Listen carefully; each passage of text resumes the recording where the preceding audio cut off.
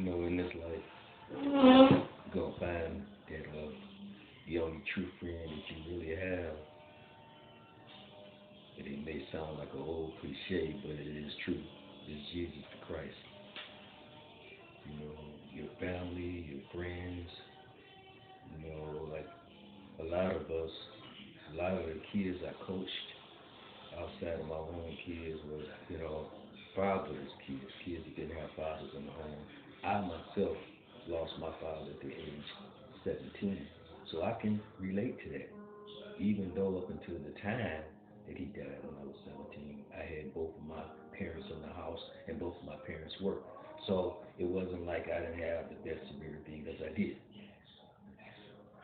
But this video is to let you know that through my lifetime, I would say starting at the age of 15, I began to rebel, hang out with the older crowd, gang bang, chasing women partying, drinking, tampering with minor drugs, just doing things out of the ordinary from a child that had everything from his parents,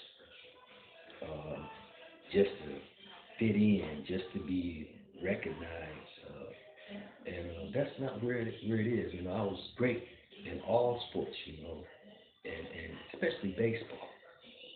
And I threw away a professional baseball career hanging out, that peer pressure, that wanting to fit in. My crew, my boys were more important than going to practice, going to tryouts for these different baseball teams and tournaments.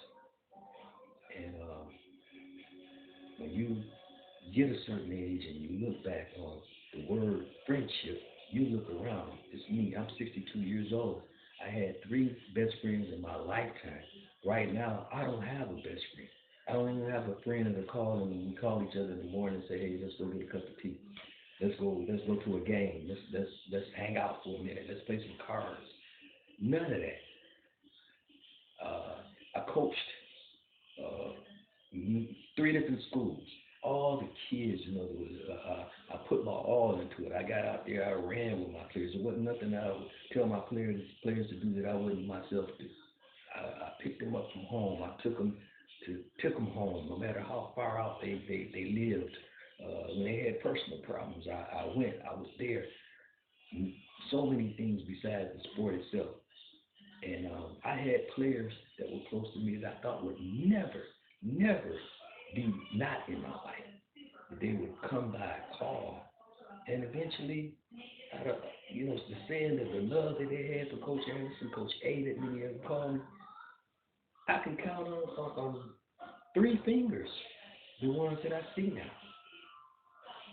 Yeah, I might make a video asking about them and say, well, we'll never forget you, Coach A, we'll never, but to actually come by, but to actually call, is all gone. So you look at Jesus' life and his travels upon this earth, the 12 disciples that he had, but when he left his own hometown, the way he was treated in the place where he was born, he wasn't recognized by his own brothers, his own family. Strangers treated him better. It reminds me of myself. You look at the Bible, John the Baptist reminds me of myself. Moses, after he came and went up on the mountain, reminds me of myself. Paul in the Bible reminds me of myself. I've done many things and many journeys in this life by myself. I fought battles by myself. With family, just didn't intervene. The family that I had, the Anderson family, which I'm an Anderson, the name recognition, the fame, the being well known as a body of family, died when I was a young kid, because many of the Andersons died. A lot of my family has passed on now. And the family that remains, the new generation, they don't know me, I don't know them. And we don't have that strength in numbers as we did. The name recognition is not like it was.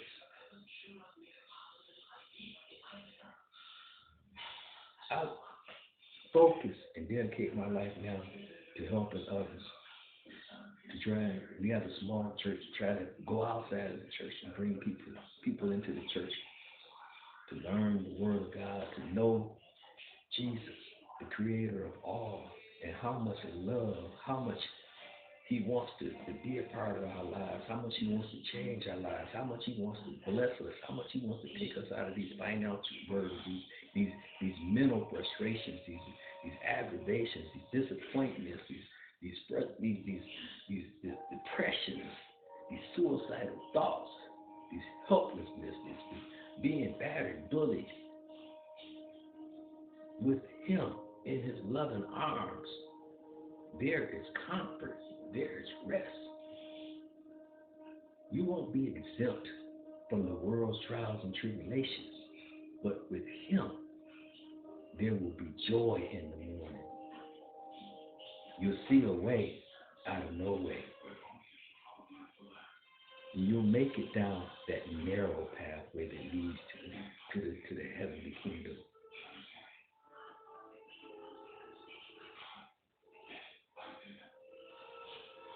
My own children, when you think about as a parent that you love, you nurture, you sacrifice, you do all of that. Me, myself, I have 8 kids, almost 22 grandkids. I rarely see my children. They don't live out of state. They live in Detroit. But they rarely come by and sit down, watch a movie, have a conversation, take me out to a sporting event, to dinner, like I mentioned about that cup of tea. And sometimes you wonder if the kids really understand or know when they just see you when they need something, when they want something. My son Mike came to church yesterday with his girlfriend and their family. Man, what a feeling I had within me to see my son, who's not really a churchgoer, who's now a Muslim, but came to church because I asked him and he came. I could say out of all things, that's the best thing. He played sports, that's the best thing. The thrill that I got was him coming to church.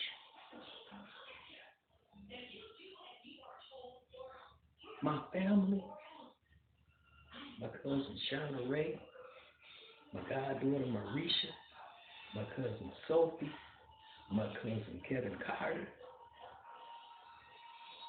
I'm so proud of them coming to church now, joining the church, being a part of the church now. That, it just warms my heart. My daughter Tina, Beyonce Lewis, my sister-in-law Teresa. It's just coming around, church coming around. My wife Beatrice, oh man, what a joy to have her heart and soul and spirit into the Word of God, into the church. Whatever we try to do, she wants to be a part. She's right there. And lo and behold, our daughter Lady Bird, Minister Rosa Martin. What a joy, what pride, what determination, what dedication to Jesus Christ. We got a journey that's just beginning. And I wish you would be a part. Those in my family that's in Detroit now, come be a part. You don't have a church home, come be a part.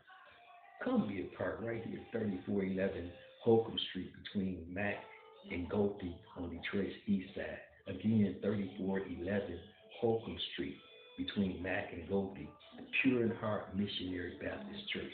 And our ministry that we have just recently started, the Spirit of Prosperity Ministries. It's an outreach ministry within Pure in Heart. Be a part. We're doing big things. We're doing big things for the community, for the children, for the elderly, for the homeless. Come be a part. We're feeding the homeless. We're bringing them in. The Holy Spirit is just running rapid and running wild. Be a part. Don't forget who you started. Don't forget where you came from. Don't forget who helped you when you were down and out. Don't forget who gave you that love when nobody else gave you love, who took the extra time, the extra sacrifice. Don't forget, because because I haven't forgotten. I'm the same me, Ray Anthony Anderson, Coach Chief, Coach Anderson, Coach A, who loves you.